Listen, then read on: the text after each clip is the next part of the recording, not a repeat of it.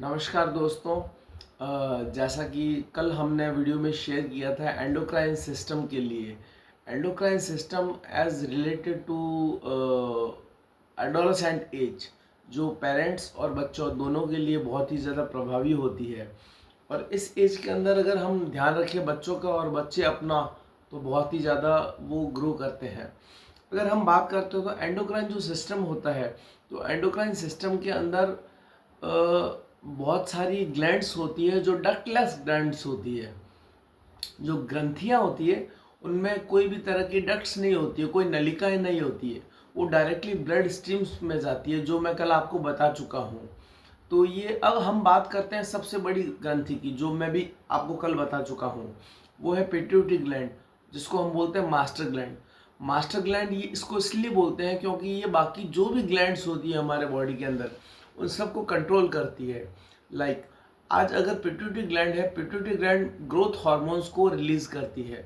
वो growth hormones जो होगा वो आगे जाके स्टिमुलेट करेगा थायराइड स्टिमुलेटिंग हार्मोन को, जो ग्रोथ को आगे बढ़ाएगा। जो ग्रोथ की एज क्या होती है 12 टू 19, इस एज के अंदर। अब अगर हम आगे बात करते हैं इसमें पैनक्रियाज। पैनक्रियाज मैंने आपको कल बताया था, पैनक्रियाज का काम भी दो में होता है, एक डाइजेशन का काम, दूसरा इंसुलिन का काम। इंसुलिन का काम जो होता है, जिसका काम हमें अच्छे से समझ में आता है कि आज इंडिया हब बन चुका है डायबिटीज़ का। अब हम बात करते हैं कि पिट्यूटरी ग्लैंड को हम सेवरल हार्मोन स्टिमुलेट करती है, जो अदर ग्लैंड्स को स्टिमुलेट करती है वापस कि वो अपने हार्मोन्स सीक्रेट किए करे। जैसे आज अगर हम थायराइड की बात करते हैं, थायराइड ग्लैंड जो यहाँ होती है, थायराइड करती है थायराइड स्टिमुलेटिंग हार्मोन, है ना। तो इसको सीक्रेट करने के लिए पहले मैसेज कौन देगा? इसको भी तो कोई हायर अथॉरिटी चाहिए, that is pituitary gland. Now we are taking into adrenaline gland, जो हमारी नीचे एड्रिनल ग्लैंड होती है ना, किडनीज के ऊपर एड्रिनल ग्लैंड जो उस शेप में होती है, अपने राजमा की शेप में आती है। तो वो एड्रिनल ग्लैंड जो होती है, एड्रिनल ग्लैंड हमारे काम आती है जब हम बहुत अफ्रेड सिचुएशन में होते हैं, या सपोज गली में हमारे पीछे कुत्ता लगा हुआ है, उस कंडीशंस के अंदर हमारे एकदम भौचक्के रह जाते हैं, हम फाइबरगास्टेड हो जाते हैं, एकदम फ्लैबरगास्टेड हो जाते हैं। और या फिर ऐसी सिचुएशन होती है कि हमारा पर्स खो गया है, वॉलेट खो गया है, हमारा कोई बहुत बड़ी गैजेट खो गई है, या कुछ पासवर्ड्स मिस हो गए हो। उस टाइम में एड्रिनलिन हार्मोन अपना काम करना शुरू करता है। इसको मैसेज कौन देता है? Again pituitary gland, because it is a master gland. ये सभी की मास्टर ग्लैंड है, ये सबको संदेश देती है। अब हम बात करते हैं सेक्सुअल हार्मोन्स की। चूंकि नॉर्मल सी बात है कि जब बच्चा 12 से लेकर 19 साल की एज में आता है तो उसमें सेक्सुअल चेंजेस आते हैं। सेक्सुअल चेंजेस, पहले चेंजेस आते हैं प्यूबर्टी चेंजेस, जिनको हम बोलते हैं। दूसरे चेंजेस आते हैं सेकेंडरी प्यूबर्टी चेंजेस। तो पहले हम बात करते हैं प्यूबर्टी चेंजेस की। प्यूबर्टी चेंजेस की बात करते हैं कि जब लड़का या लड़की, मेल और फीमेल, अगर ये रिप्रोडक्शन के लिए रेडी है, दैट मीन्स उनके glands are ready for the reproduction, तो उनको प्यूबर्टीज बोलते हैं। This called is known as puberty, इसको हम बोलते हैं। अब हम बात करते हैं लेडीज के अंदर, फीमेल्स के अंदर मेंस्ट्रुअल साइकिल।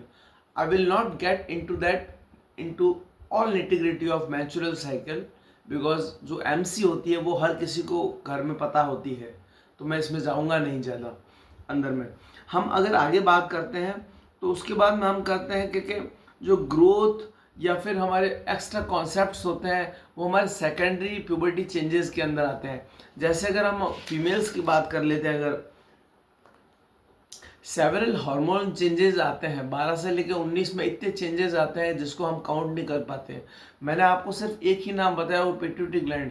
उसके अलावा पैनक्रियास बता दिया, एड्रिनलिन बता दिया, एड्रिनल ग्लैंड वो बता दी मैंने आपको, क्या बोलते हैं इसको, थायराइड ग्लैंड बता दिया है, पैनक्रियास बता दिया है ना, आपने ओवरी बता दिया है, टेस्टिस बता दिया। टेस्टिस जो करता है वो आपको पता है, टेस्टोस्टेरोन करता है, ओवरी करती है, ईस्ट्रोजन हार्मोन जो है वो रिलीज करती है। इन सबको जो संदेश मिलता है वो पिट्यूटरी ग्लैंड से मिलता है, because it is situated at the top of our mind. तो यहाँ से इसको संदेश मिलता है, इसलिए इसको मास्टर ग्लैंड बोलते हैं। That point has to be always remembered. One. अब आते हैं हम सेकेंडरी प्यूबर्टी चेंजेस पे। तो मेल के अंदर सेकेंडरी प्यूबर्टी चेंजेस क्या आते हैं? पहला कि बच्चों में, लड़कों में और लड़कियों में छोटे होते हैं तो उनमें आवाज़ में हमें कोई फ़र्क नहीं पड़ता कि कौन बोल रहा है, बच्चा लड़का है या लड़की है। लेकिन जैसे जैसे वो बड़े होते हैं हमें महसूस होने लगता है कि नहीं, ये लड़के की आवाज़ है और ये लड़की की आवाज़ है। तो ये आ गया सेकेंडरी प्यूबर्टी चेंजेस। नंबर 2, शरीर पे बाल ज़्यादा आना। आज चेस्ट पे बाल आते हैं, दाढ़ी मूंछ आती है ना। तो ये सब हो गया मेल के लिए सेकेंडरी प्यूबर्टी चेंजेस, कि ये जब दिखने लगता है तो पता लगने लगता है कि अब ये रिप्रोडक्शन एज के लिए भी ओके है, और दैट टू कि इसमें सेकेंडरी प्यूबर्टी चेंजेस भी आ गए हैं। गले का भारी होना, यहाँ से हल्का सा अपना कंठ थोड़ा सा निकल जाता है, कंठ जिसको बोलते हैं ना, यहाँ से निकल जाता है। और दूसरा, स्किलफुल हो जाता है वो इंसान खुद भी, वो अपने बारे में भी सोचता है, लोगों के बारे में भी सोचता है, क्योंकि वो सेल्फ डेवलप करता है खुद को। उस टाइम उसके अंदर इतने ज़्यादा चेंजेस होते हैं कि वो खुद को डेवलप करता है। फीमेल्स की बात करते हो तो फीमेल्स का जो लोअर बैक पोर्शन होता है वो थोड़ा सा, जिसको हम बोलते हैं ना हिप्स, वो थोड़े से भारी हो जाते हैं। ये सेकेंडरी प्यूबर्टी चेंजेस में आते हैं। और अपन अगर बात करते हैं जैसे मेंस में मैंने बोला कि चेस्ट के अंदर बाल आते हैं, तो वैसे फीमेल्स के अंदर होता है कि एक ब्रेस्ट जो होता है, ब्रेस्ट का डेवलपमेंट शुरू हो जाता है। तो ये होता है सेकेंडरी प्यूबर्टी चेंजेस। फीमेल्स जो होती है वो सॉफ्ट स्पोकन होना शुरू हो जाती है धीरे धीरे। जैसे मैन स्किलफुल होना शुरू होता है, वुमेन सॉफ्ट स्पोकन होना शुरू हो जाती है। ये कुछ चीज़ें होती है जो उनको आगे जाके एडवांटेजेस देती है, और यही होता है जो adolescent age, endocrine system, glands और फैमिली, बच्चे, इन सब को जोड़ के रखती है। तो ये था आज का मेरा साइंस का, जो मैंने एंडोक्राइन सिस्टम से शुरू किया है। Thank you, thanks for watching. मेरा नाम ऋतुराज है, याद रखिएगा, और kindly subscribe my channel. Thank you, thanks a lot.